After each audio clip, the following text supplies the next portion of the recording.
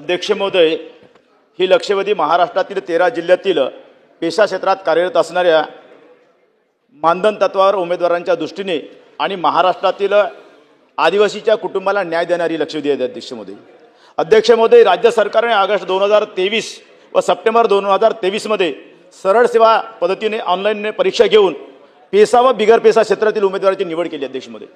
अध्यक्ष महोदय, निवड केल्यानंतर ती निवड सूची तयार झाली आणि त्याच दरम्यान बिगर पेशा क्षेत्रातील एका सामाजिक संस्थेने सामाजिक विकास प्रबोधिनी ठाणे या संस्थेने याचिका दाखल केली सुप्रीम कोर्टामध्ये आणि सुप्रीम कोर्टाने याचिका दाखल केल्यानंतर अध्यक्ष महोदय साधारणतः 2 वर्षाचा कालावधी लोटला. अध्यक्ष महोदय, आणि नोव्हेंबर 2025 ला सुप्रीम कोर्टाने आदेश दिला. अध्यक्ष महोदय, आणि आदेश दिल्यानंतर अध्यक्ष महोदय राज्य सरकारने 11 फेब्रुवारी 2026 रोजी शासन निर्णय काढला आणि त्या शासन निर्णयाच्या अनुषंगाने महाराष्ट्रातील 13 आदिवासी पेशा क्षेत्रातील कलेक्टर, सीओ आणि त्या विभागाशी निगडीत असलेल्या सर्व अधिकाऱ्यांना सूचना केल्या. अध्यक्ष महोदय, परंतु तरी सुद्धा अध्यक्ष महोदय त्या ठिकाणच्या सीओ आणि कलेक्टरना अजूनही नियुक्ती केली नाही. अध्यक्ष महोदय, खऱ्या अर्थाने ती घोळ असा आहे अध्यक्ष महोदय की नियुक्ती न करण्याचे कारण माझ्या यवतमाळच्या सीओना मी एक पत्र दिलं आणि त्यांनी सांगितलं की ते आयुक्त मागासवर्गीय कक्ष अमरावतीला पाठवलं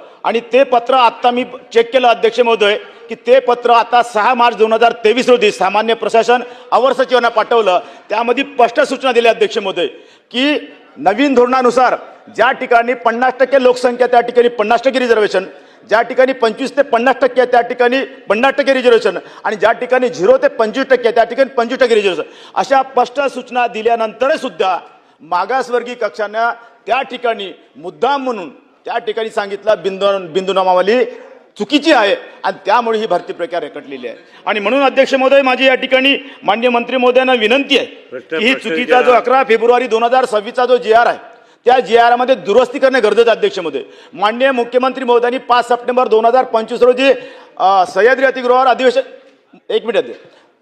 बैठक घेतली आणि त्या बैठकीमध्ये सांगितलं होतं ज्याप्रमाणे 2023 ला ऑगस्ट महिन्यामध्ये बिगर आदिवासी आणि आदिवासी यांची सरळ सेवा परीक्षांची परीक्षामध्ये पास झाले त्यांच्यामध्ये खंड ठेवायचा नाही.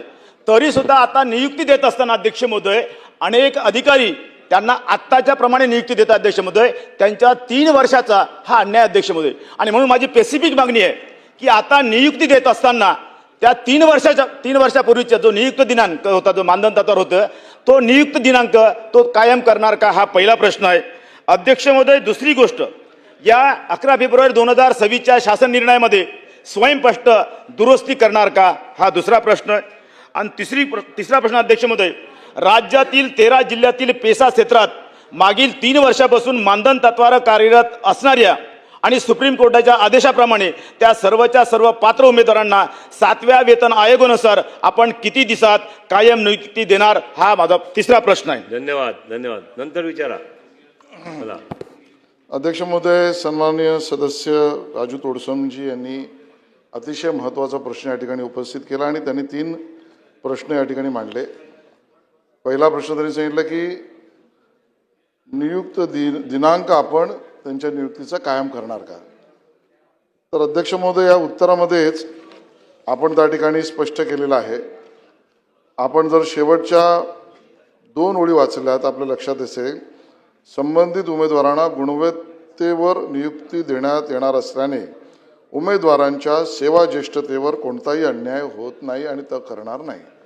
त्यामुळे या बाबतीतला माननीय मुख्यमंत्र्यांनी दिलेल्या सूचना आणि संबंधित माननीय मंत्री आदिवासी विभाग यांनी सुद्धा त्यांच्या दालनामध्ये घेतलेली बैठक त्या आधारावर दिलेल्या सूचनेतून त्यांच्या सेवा ज्येष्ठतेवर विपरीत परिणाम होणार नाही असा निर्णय शासन घेईल. नंबर 1.